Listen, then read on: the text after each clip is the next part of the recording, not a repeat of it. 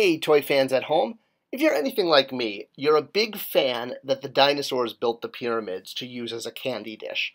But you're probably also a big fan of 6-inch highly articulated action figures, or 3 and 3/4 or 12-inch.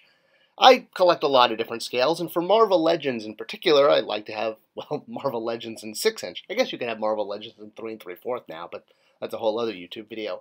And one of the things I like to collect are Spider-Man villains. And my very first Spider-Man villain was the Spot. I mean, yeah, I know Kingpin and the black suit and Black Cat are on the cover, but this was my very first Spider-Man comic when I was a kid, and it featured the Spot, and I thought he was awesomely cool.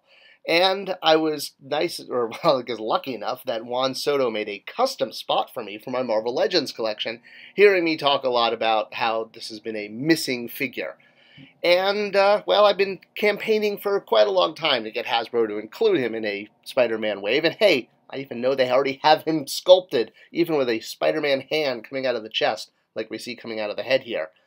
Alright, so is complaining and campaigning and, well, being very loud a good way to get a company to notice an obscure character and make them in an action figure line? Heck yes, that totally works. I mean, it doesn't always work, but in the case of Wilro Hood here, who is probably one of the most obscure characters in Star Wars because fans were vocal, a figure exists of him now. Bravo and hats off. But there's other ways of seeing obscure characters get into a toy line besides campaigning and wishing and being very loud on that internets thing. And a way to do that is, well, not necessarily to win an Oscar, but to be in a movie or to be in content, to get mainstream awareness. Alright, so what does this have to do with one of Spider-Man's most obscure villains ever? Well, we're going to get to that in a moment, and this may be the path to how I'm finally going to get my Spot action figure. Not that I won't give up the Juan Soto custom, he'll still have a special place on my shelf. Alright, let me see if I can explain this, and I'm going to use examples along the way because, well, that's usually the best way. So, back in the early 2000s, there was a very different slate of Marvel movies that were coming out soon. And amongst those being reviewed was Deathlock. And Deathlock was actually one of my favorite characters. Before I got into Savage Dragon and even Darkhawk, I was a Deathlock fan. He was kind of my first Marvel character I felt I could have some ownership of. And he did get plopped into the MCU, sort of, in a couple episodes of S.H.I.E.L.D., Agents of S.H.I.E.L.D., but back in the early 2000s, when there was a lot of buzz that he was going to have a solo movie, well, that makes sense why Hasbro would give him the light speed treatment and put him into... I'm sorry, did I say Hasbro? At this time it was Toy Biz. Alright, yeah, gotta get my facts correct. So yes, Toy Biz Deathlock, one of the coolest Deathlock figures ever made. Not the greatest, I think that's going to go to the Hasbro Marvel Legends figure. But yeah, this guy stood up and really, for years, was the best Deathlock figure that we had in our collection. I even love the way the gun plugged into the chest hole there with a cool rubber tube. You get very few rubber tubes with action figures, and this guy had a rubber tube. It just makes him feel sciencey. So that was an example of a movie that never got made, but had a lot of buzz that caused a figure to wind up in the line. What about when characters actually do appear in the content? Like, remember Into the Spider-Verse? Well, Into the Spider-Verse had probably more Spider-Man villains per, millimeter of film stock than, well, actually, no, now that we've had that, that last one with Doctor Strange and all the kids Scooby-Dooing it, I don't know, I guess we'd have to have a count. But it had a lot. It had more than any movie at the time. And it introduced to the public a lot of Spider-Man villains that were, third tier. Characters like Prowler and, Scorpion, who got a bit of a facelift. And, of course, Kingpin, who would go on to be in the Daredevil Netflix show and some other, Hawkeye-esque shows. Tombstone, one of my favorite Darkhawk villains. Dr. Octopus, although a different version of Dr. Octopus. But still, all of these villains coming together and being introduced to the public for the first time was great for the Spider-Man franchise and great for toy sales. Because, well, when you can have multiple Spider-Mans fighting multiple different colorful villains, that's what kids like to see. And quite a few of these villains wound up in show-accurate toys in the Into the Spider-Verse movie line. But even more so, while this line aimed at kids, the slightly older kid/collector Marvel Legends line enjoyed a renaissance of Spider-Man villains at the time. And you'll notice it ain't no coincidence, kids, that pretty much every villain that appeared in the Into the Spider-Verse film, from Kingpin all the way down to Scorpion, showed up in Marvel Legends not in their Spider-Verse look, but in their classic look. Now, granted, we have had Marvel Legends done in the Spider-Verse animated look, but really of the main heroes. All of the villains at the time were given the classic treatment. Some had already made it out to market, granted. I'm not going to say every single one was tied into the movie, but this is absolutely something that happens, because when a comic book character appears in live action, sometimes the live action can be more difficult to make because you've got to get actor likeness rights.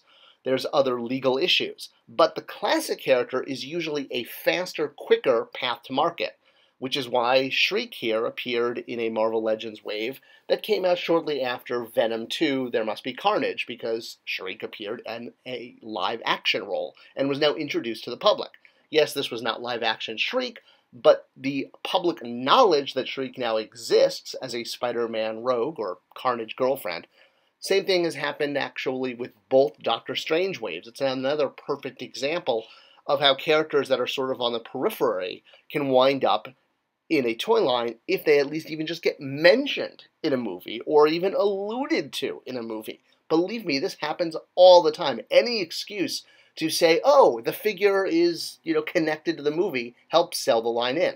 All right, so you remember, Doctor Strange 1 with the Sanctum, and remember this guy who gets killed pretty quickly? Well, this was Brother Voodoo. Also, Minoru, who's another one of the sorceresses, the young female Asian sorceress, also not only appearing in the early prequel comic that was tied in, but did appear on screen.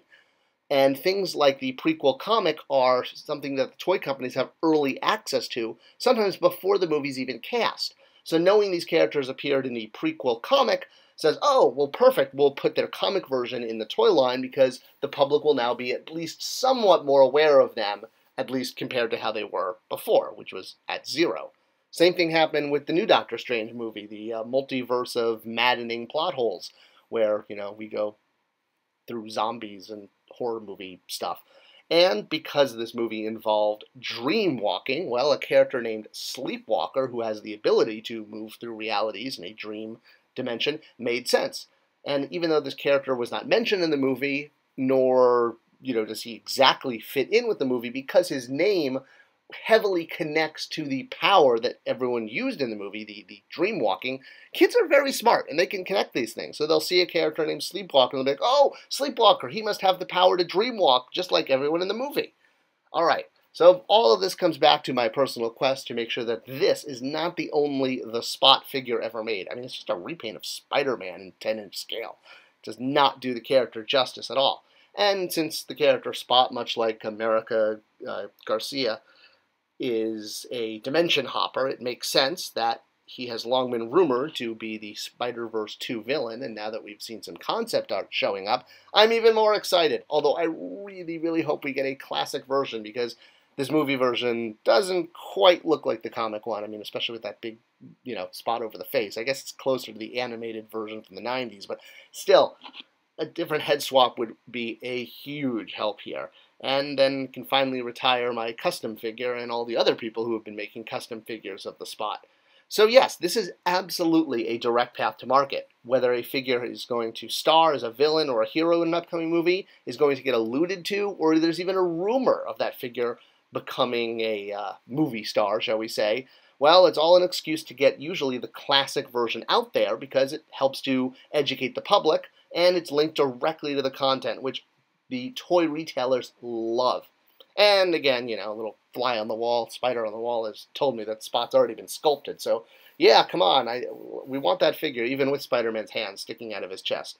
Will this finally be my chance to get a lifelong dream figure? Yeah, I'm betting it probably is. And if you have a figure you'd really like to see, write to Hollywood, because that figure being in a movie is a sure path to a toy.